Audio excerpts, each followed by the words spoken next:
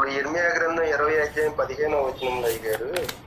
ఇర్మియా గ్రంథం 20 అధ్యాయం 15 నీకు మగపిల్ల పుట్టడని నా తండ్రికి వర్తమానం తెచ్చి అతనికి అధిక సంతోషం పుట్టించిన వాడు శాపగ్రస్తుడగును గాక. అదే బ్రతుకు మీద విరక్తి వచ్చేసి ఆ మాట అంటున్నాడు.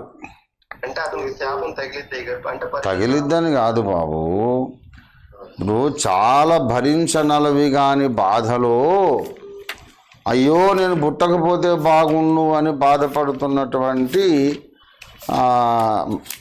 సందర్భము, అటువంటి మానసిక స్థితిలో అలా మాట్లాడుతున్నాడు. యోబు కూడా అటువంటి భాష మాట్లాడాడు. చూడండి, యోబు గ్రంథం 3వ అధ్యాయము 1 నుండి. ఆ తర్వాత యోబు మాట్లాడ మొదలుపెట్టి తాను పుట్టిన దినమును శపించెను. యోబు ఇలాగనెను, నా తల్లి గర్భద్వారములను అది మోయనందుకును, నా నేత్రములకు అది బాధను మరుగు చేయనందుకును నేను పుట్టిన దినము లేకపోవునుగాక. మగపిల్ల పుట్టినని ఒకడు చెప్పిన రాత్రి లేకపోవునుగాక. అంటే అయ్యో నేను పుట్టకపోతే బాగుండు అనుకుంటున్నాడు ఆ వచ్చిన బాధలకు. అంటే అతనికి ఏం తగలదు కదా, తగలదు, బాధలో చెబుతున్నమాట.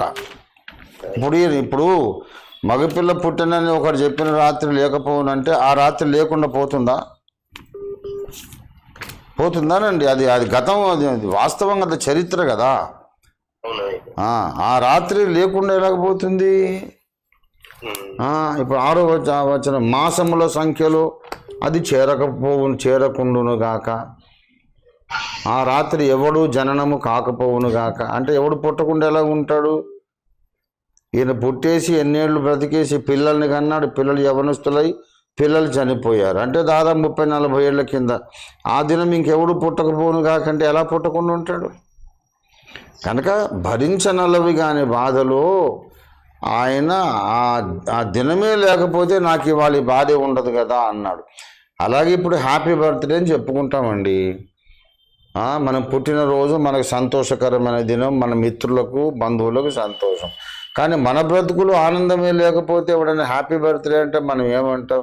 ఏం హ్యాపీరా బాబు, నా బ్రతుకులో సంతోషమే లేదు, అసలు నేను పుట్టకమైన బాగుండు అని అనుకున్న ఆ సందర్భంలో అలాంటి మానసిక వేదనతో మాట్లాడుతున్నాడు.